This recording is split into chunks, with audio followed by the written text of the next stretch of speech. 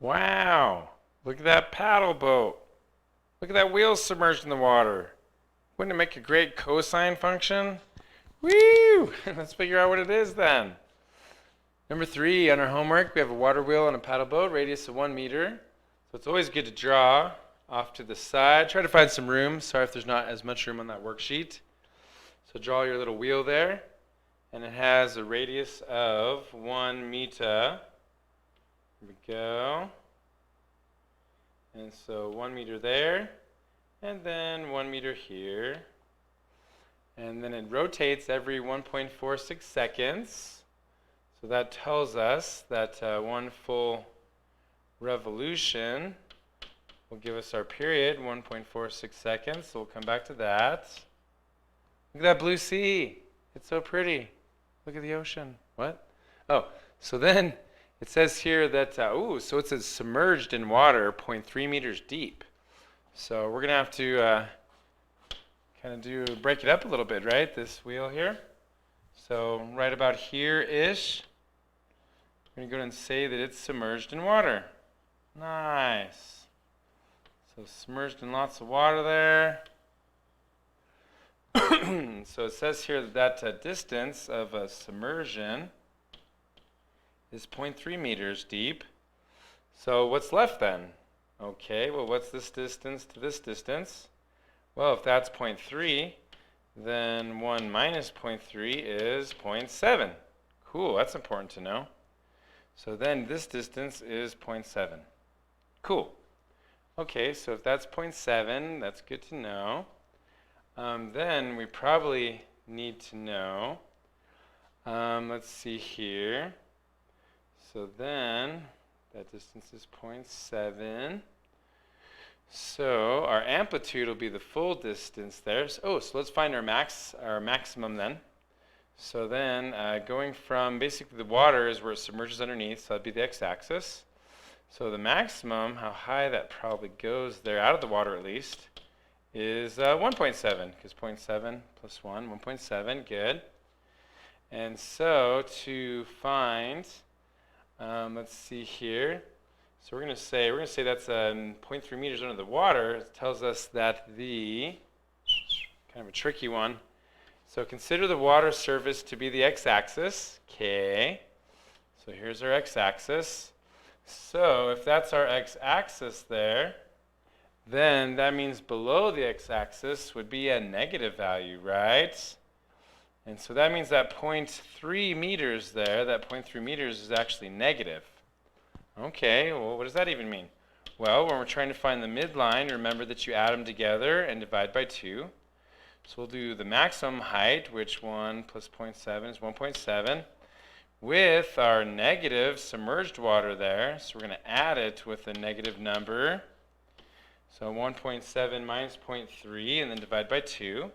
So that's going to be 1.4 divided by 2, which is 0.7, which is our midline. Cool. So part of our function there, let's see if we can start writing it out. So 1, and then the amplitude, and then cosine of some period, and then we have plus 0.7 is our midline. Cool, cool. Okay, so then we actually go ahead and subtract those to find the amplitude, which some of you are looking at it and you're like, oh, well, the radius is up 1 and down 1, and so the amplitude is just 1. Cool, good job. But if we wanted to use the formula for amplitude, again, trying to practice that formula, so you'd go ahead and subtract them. So you do 1.7 minus a negative 0.3, which would actually make it positive. And so 1.7 plus 0.3, all divided by 2. And so that would actually be 2. And so then you go ahead and divide that by 2, and you do get 1, which is our amplitude. Awesome. Okay, so then is it negative or positive? Well, it's going to tell us that we are starting off, our starting point, that makes a difference whether it's negative or positive, at the top of the wheel. So we're going to go ahead and start up here when we're looking at it. And so since we're starting at the top of the wheel, then we're going to start making a downward motion for cosine. And so that means that it's going to be a positive function. So leave it blank or put a +1 there. And again, do you remember our period? So our period is 2 pi divided by b, or divided by your period. And so we're going 1.46 seconds is a full cycle, so 0 to 1.46. So 1.46 will be our period. Cool. Got that? There we go. Awesome possum. Okay, so let's see here. Looking good, looking good. Okay, so that's our equation. Nice, good job. Okay, so part B, they want us to go ahead and graph this sucker, right? Graph it. Always want you to graph it.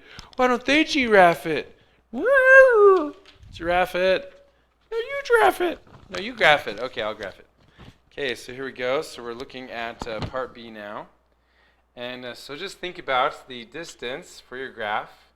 And they said the x-axis is going to be important because we're going to have a minimum down here of -0.3. And then remember when we found that maximum?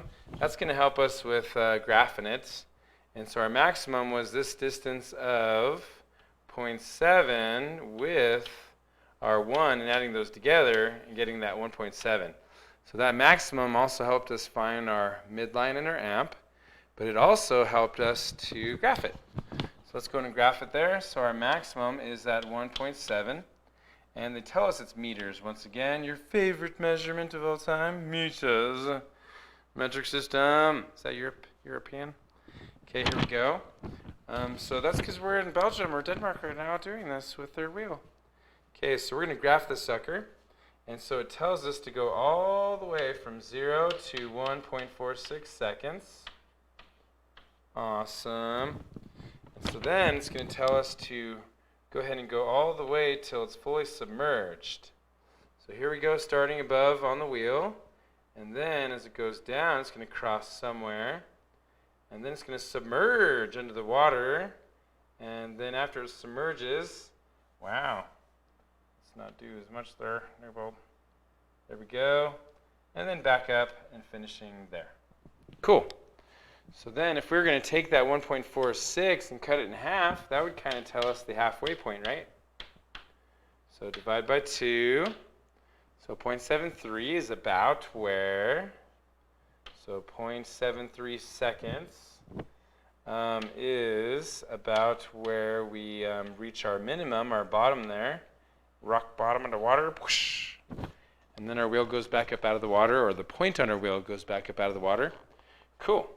So there, looking good with our graph there. Looking good, looking good. Don't forget to label. And so this is the height of a point on the wheel. So we're going to go ahead and say that it is, if it pen lets us, so height, of course, in meters. There we go. And then also time, right? In seconds. And there's part B done. Cool. And now for part C. So part C is how long is a point on the wheel underwater for? Oh, they had to ask that question. So basically, since our water is kind of murky, we'll go ahead and use this color. So underwater is classified as kind of this whole area, right? Sorry to get rid of that. Seconds. And so it's basically going from this point to this point. And so, solving algebraically, we could go ahead and do that and set it equal to 0 and solve it. But at this point in time, since we have a calculator, we definitely want to do that. We definitely want to use the calculator instead, and you do it graphically. But you could set y equal to 0 and solve for x, which we've done before, and then kind of take 1.46 and minus that probably to the other side to get the other time that it's under the water, that distance, because it should be uniform, and then minus those two. But really, why don't we just use a calculator? So we're going to go and get out our calculator there and plug in this function, because that'll make it a lot quicker and easier. So we'll get our calculator there. We're going to go and do y equals positive 1, or you can just leave the amplitude as just blank. So cosine, and then let's go ahead and do the 2 times pi Let's throw x in there. Cool. And then I'll divide it by 1.46. And then close parentheses. And then plus 0.7. Make sure your zoom is in trigging. So zoom 7 to get a kind of good graph there. And there you can see it underwater. And maybe you want to zoom in a little bit there-ish. Let's see if that helps us. Zoom in. Cool. There it is. So I want to go a little bit higher with our y maximum value just so I can see the tippy top of it there. So we'll change that to 2. Perfect. So there we go. So now we're going to go and push trace and kind of see approximately where it hits at 0. Nice. So that's called the x-intercept, and we can actually use the calculator to find that exact value. And so that's under second calc, and it's called the 0 function. So second trace, second calc, second trace, second calc. Go to option 2. It's going to ask you for a left bound, so just kind of go to the left of your x-axis, push enter, and then go to the right, push enter, and then guess that's right about there. So we get 0.545. So we'll write that down. Cool. So right about here is our, in seconds, is 0.545. And then we go back to our calculator and do the same thing. Second calc, second trace. This is go to our 0 function there. And then we'll go ahead and go over to our other one. It says to ask for left bound. So now we're going below because it does say to the left of the point we're trying to get. And so I'm going to kind of show this to you here just so you can see what we're doing. So it's asking for left bound, so that means we want to kind of do a left bound and a right bound, and then we'll try to get as close as we can there to do a guess. Because it is going to ask, stop it, you smart board. Don't be so smart, smart aleck. Stop it. You be Stop it. There we go. So there's our guess. So right about there. Right about there. There. And then this, of course, will be our left bound. And then over here will be our right bound. Just choosing. So here and then up here will be our left bound and right bound. Okay? So then we're going to push enter. We got our left bound. And then we'll go over here to our right bound, push enter. And then we're going to guess right about there. And so that tells us 0.9148. So then we'll go and write that down up here. So 0.9418, 0.9418. Now we just want to find like the distance between those two. 0.9148. I guess that rounds to 0.942. If we want to do that, we can. So if it lets, there we go. Okay, so now we'll do 0.942 minus 0.545. So 0.942. Wow, it's being touchy. Maybe it's at the end of the day and it's like, stop touching me. You touch me all day. Stop it. Sorry, smartboard. I just need your help a little bit more. Okay, so we'll go and subtract those two, right? Let's go and subtract those two. So we're going to go ahead and do that next. So 0.942 minus 0.54. New bold is 5. Oh, yeah. Let me erase that. Sorry. Good job. Thanks for catching me there. Okay, then we'll go. Oh, it's not even in the right place. You got to clear out of that screen. Okay, so 0.942 minus 0.545. And that gives us 0.397. The amount of time underneath the water.